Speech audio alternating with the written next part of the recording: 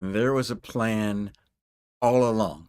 God has always wanted everyone to be his people. In fact, when he called Abram from his father's house in Ur of the Chaldees to go to a land that God would show him, and he would make of him a great nation. Through him, all the families of the earth would be blessed. That's Genesis chapter 12, verses 1, 2, and 3, especially verse 3. And so we see there that it's always God's plan for all the families of the earth to be blessed. And that blessing is having a right relationship with our Creator. The Apostle Paul is saying to the church in Rome, it wasn't just to the Jews, but also to the Gentiles.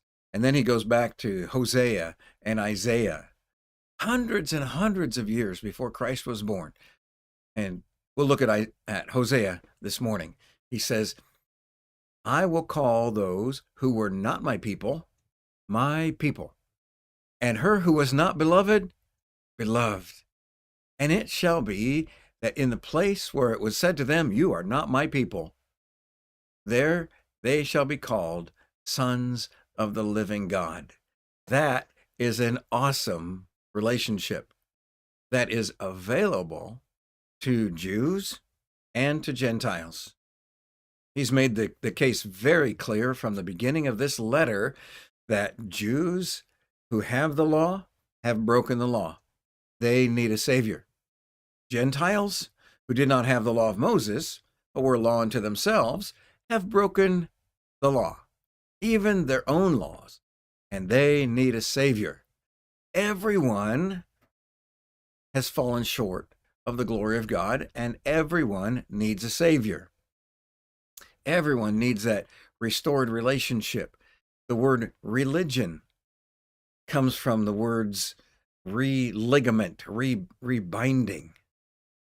It's a good word, been misused a lot lately, but to be rebound, to be tied again, that idea of a ligament holding together those things that ought to work well together. And so this idea of religion is those who were not God's people are now called God's people through Jesus Christ. Those who were afar off have now been brought near. Those who were aliens have now been adopted. Those who were enemies have now been reconciled. And those of us who have come to God through Jesus Christ have this joy in knowing that this really was God's plan all along. His plan was for all people to be his beloved people. So that invitation, that offer is open to everyone.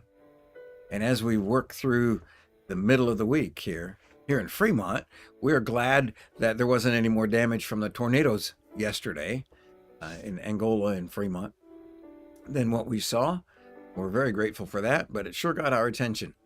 This picture behind me of the new sign at the new property was early in the morning, a couple of weeks ago, and I drove by it this morning, and there was a shadow right here across almost the middle of the sign, and with that wave and the shadow, it almost looked like a cross. And I thought, this is the message that Lake Area is bringing to this whole area, this whole Fremont school district, the counties all around us, that the cross of Jesus Christ is our hope. It's an empty cross, an empty tomb.